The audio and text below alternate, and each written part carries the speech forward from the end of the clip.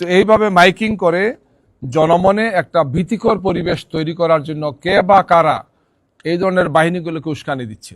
আমাদের নির্বাচনের এজেন্ট হবেন, দায়িত্বশীল যারা আছে তাদের উপর হামলা হয়েছে, আঘাত করা হয়েছে, তাদেরকে ফিজিক্যালি অ্যাসল্ট করা হয়েছে। একটার পর একটা ঘটনা এই ধরনের ঘটে যাচ্ছে, হামলা হচ্ছে, আঘাত করা হচ্ছে, ক্ষতিগ্রস্ত করা হচ্ছে। বাড়িতে তার গন্তব্যে গিয়ে পৌঁছেছেন। আমরা তাদের নিরাপদ যাত্রা এবং নিরাপদে পৌঁছেছে এই জন্য আল্লাহ শুকরিয়া আদায় করছি। সম্মানিত সাংবাদিক বন্ধুগণ, আমাদেরকে এরপরে বেদনার সাথে বলতে হচ্ছে যে আমরা যে সুন্দর পরিবেশে নির্বাচন করতে চাই বলে প্রত্যাশা করছি, এক্ষেত্রে বারবার বাধা তৈরি করা হচ্ছে, বিভিন্ন ধরনের ব্যারিকেড তৈরি করা হচ্ছে। আপনারা জানেন যে গতকালকে সিলেটের মৌলভীবাজার জেলার 1 নম্বর আসনে বড়লেখা এবং জুড়িতে জামাতের নির্বাচন পরিচালনা কমিটির সভাপতি আব্দুর রহমান সহ দায়িত্বশীলরা যখন কাজ ফিরে বাসায় ফিরছিলেন তখন সন্ত্রাসীরা হামলা করেছে।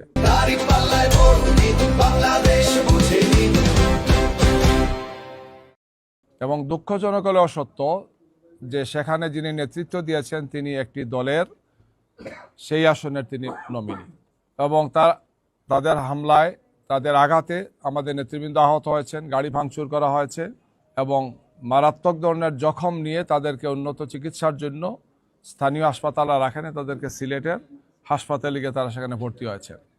একই জেলাতে 3 নম্বর আসন, যেটা মৌলভীবাজার 3 রাজনগর সদর এবং পৌরসভা মিলে, সেই আসনে ঠিক আগের দিন এই ধরনের সন্ত্রাসী হামলা হয়েছে একই দলের পক্ষ থেকে। এছাড়াও গতকালকেই সিরাজগঞ্জ শহরে পুলিশ বাহিনীর পক্ষ থেকে অথবা আইনশৃঙ্খলা বাহিনীর পক্ষ থেকে সেখানে বলা হয়েছে যে এরা সামরিক বাহিনীর সদস্য পরিচয় দিয়েছেন। তারা মাইকে ঘোষণা দিয়েছেন যে এই মানুষগুলো যাদেরকে যদি আপনারা পান, এলাকাবাসীকে আহ্বান জানিয়েছেন যে তাদেরকে গ্রেফতার করে আমাদের হাতে তুলে দেন। যাদের নাম বলা হয়েছে এরা সবাই এলাকার সম্মানিত ব্যক্তি এবং এরা আগামীকালকে নির্বাচনে বিভিন্ন, বিশেষ করে আমাদের দলের এজেন্টেরা, জামাত ইসলামীর বিভিন্ন পর্যায়ের দায়িত্বশীল ব্যক্তি এরা, যাদের বিরুদ্ধে কোনো মামলা নাই, যাদের বিরুদ্ধে কোনো অভিযোগ নেই। পরবর্তীতে যখন যোগাযোগ করা হয়েছে সেখানে ওনারা বলেছেন যে আমরা গোয়েন্দা তথ্যের ভিত্তিতে এই লোকগুলোকে গ্রেফতারের জন্য বলেছি। ডিসি সাহেব অথবা রিটার্নিং অফিসার সাহেব কোনো দায়িত্ব নেন নাই, পুলিশ কোনো দায়িত্ব নেয় নাই। আমরা এই বিষয়গুলো পরবর্তীতে লিখিতভাবে জানিয়েছি যে এই ধরনের কোনো ভূমিকা যদি কোনো বাহিনী রাখেন তাহলে তিনি আইনের কতটুকু সম্মান তিনি দেখেন আইনের প্রতি। একজন লোকের উপর যদি কোনো মিথ্যা মামলা থাকে বা বাস্তবিক কোনো মামলা থাকে, সেখানে কোর্ট আছে, আদালত আছে, কিন্তু এইভাবে মাইকিং করে জনমনে একটা ভীতিকর পরিবেশ তৈরি করার জন্য কে বা কারা এই ধরনের বাহিনীগুলোকে উস্কানি দিচ্ছে, যেটি একটি সুষ্ঠু সুন্দর নির্বাচনের জন্য মারাত্মক ধরনের অন্তরায়।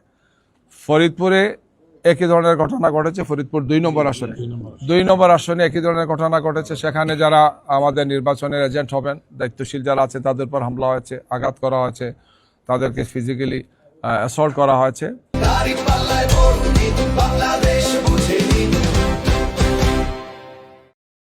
একই ঘটনা ঘটেছে নেত্রকোনা ঘটেছে, মানিকগঞ্জে ঘটেছে এবং বরিশালে ঘটেছে,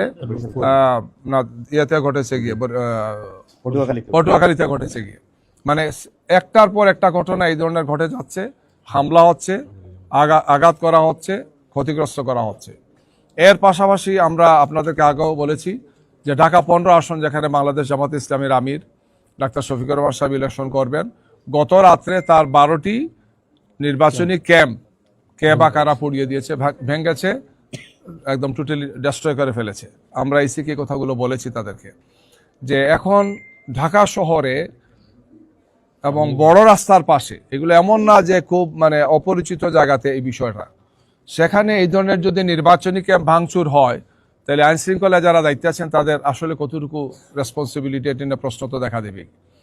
আমরা তাদেরকে বলেছি এই সমস্ত বিষয় কোয়ারি করে ব্যবস্থা গ্রহণ করার জন্য। এর আগেও একটা ঘটনা ঘটেছে গতকালকে, সেখানে একটা লিফলেট আপনারা দেখেছেন কে বা কারা ছেড়েছে যে বিকাশে টাকা দেওয়া হবে, আপাতত অ্যাডভান্স তো দিলাম, বাকি এত থাকলো, আর আল্লাহর উপর হাজির নাজির দিন, এগুলো কাউরে বলবেন না বলে আবার এটা লিফলেটটা ছাপানো হয়েছে, ডিস্ট্রিবিউট করা হয়েছে। আবার আরেকটা দলের দেখলাম যে কিছু সময় পরে সেই দলের অফিসে এটা নিয়ে আবার ব্রিফিংও করেছেন। কিছু সময় পরে সেই দলের পক্ষ থেকে এখানে এসে আবার বলতেছেন যে একটা বিশেষ দলের পক্ষ থেকে টাকা বিতরণ করা হচ্ছে। এগুলা কি কোইন্সিডেন্ট, একটার সাথে একটা রিলেটেড কি নাকি? নাটকগুলো সাজানো হচ্ছে, ব্রিফিং করা হচ্ছে, পরিস্থিতিটাকে ঘোলাটে করার চেষ্টা করা হচ্ছে। এই ধরনের ঘটনা আগেও কিছু ঘটেছে গিয়ে। আমরা আশা করি যে এই ধরনের অন্যায় এবং অন্যায্য পদক্ষেপ কেউ গ্রহণ করবেন না।